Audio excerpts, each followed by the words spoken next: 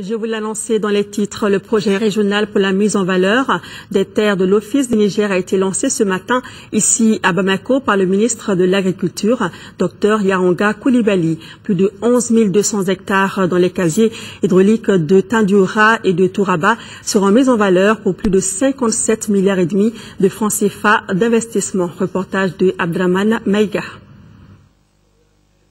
Avec plus d'1 millier d'hectares de terres aménageables, l'Office du Niger est, de par ses potentialités agricoles, une plateforme incontournable pour le développement de l'agriculture en Afrique de l'Ouest.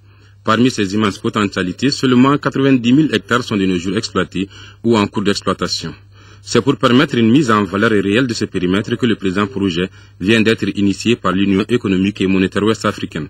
À travers ce programme de plus de 47 milliards de francs CFA, l'Union monétaire ouest-africaine entend renforcer l'intégration économique régionale avec en toile de fond la lutte contre l'insécurité alimentaire à travers l'ouverture de la zone de l'Office du Niger aux ressortissants des États membres.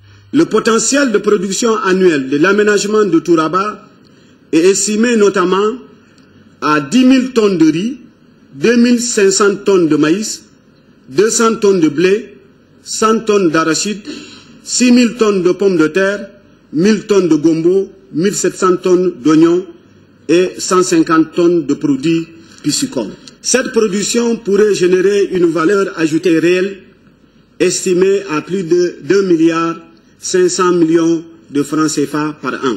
Ce projet qui aménagera plus de 11 200 hectares dans les casiers hydrauliques de Tandioura et de Touraba sera exécuté à travers 3 composantes.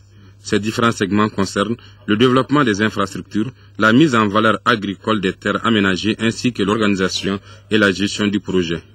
Outre ces différents volets, le présent projet prendra en compte la réalisation des infrastructures de base au profit des populations de la sous-région ouest-africaine. Notre sous-région est constamment soumise au déficit alimentaire à cause de la dépendance de nos productions aux conditions climatiques.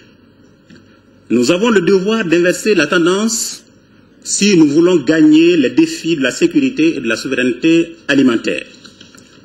Ces défis ne seront relevés qu'en investissant dans les systèmes de production moins tributaires des conditions climatiques. Pour mieux coordonner les actions et dans le souci d'atteindre les objectifs, les participants auront à se familiariser avec un certain nombre de thèmes élaborés.